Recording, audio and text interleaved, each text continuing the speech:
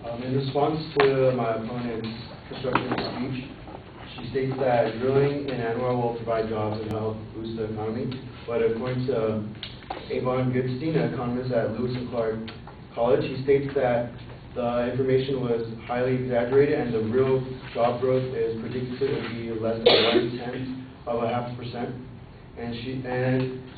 My opponent also states that drilling in Anwr will help decrease America's dependence on foreign oil.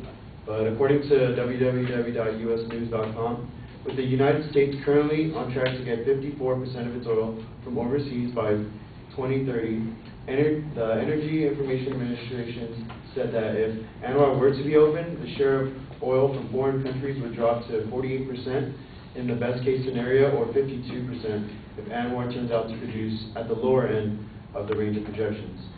Although drilling in Anwr might help decrease America's dependence on foreign oil, it does not hide the fact that America will continue to be dependent on some type of oil.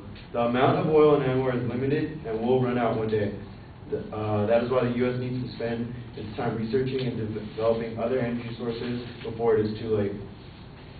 My opponent also states that drilling in Anwr will not disturb the land as much as it is made out to.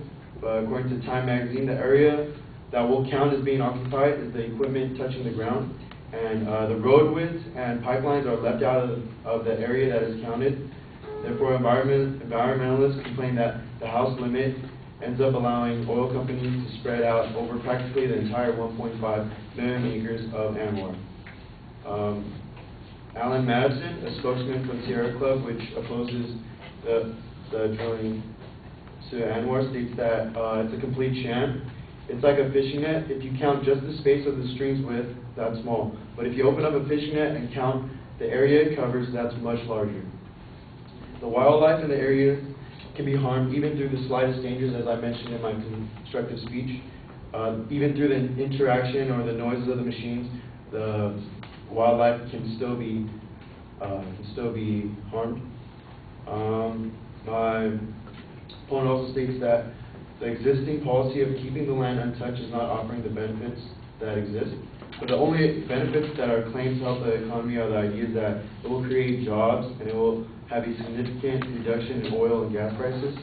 However, according to the Energy Information Administration, the new oil from Anwr will lower the world price of oil by no more than $1.44 per barrel and possibly have as little effect as 41 cents per barrel, and would have its largest impact nearly 20 years from now if Congress voted to open the refuge today. And finally, my opponent says the U.S. should open up limited amounts of Anwr for oil exploration. However, opening up Anwr would not have that much of a significant benefit, and if it were to be opened up, then any other national wild refuge are in danger of being exploited. In conclusion, the current state of Anwr not being drilled is perfectly fine, and we should go away from relying on fossil fuels and spend our time and money on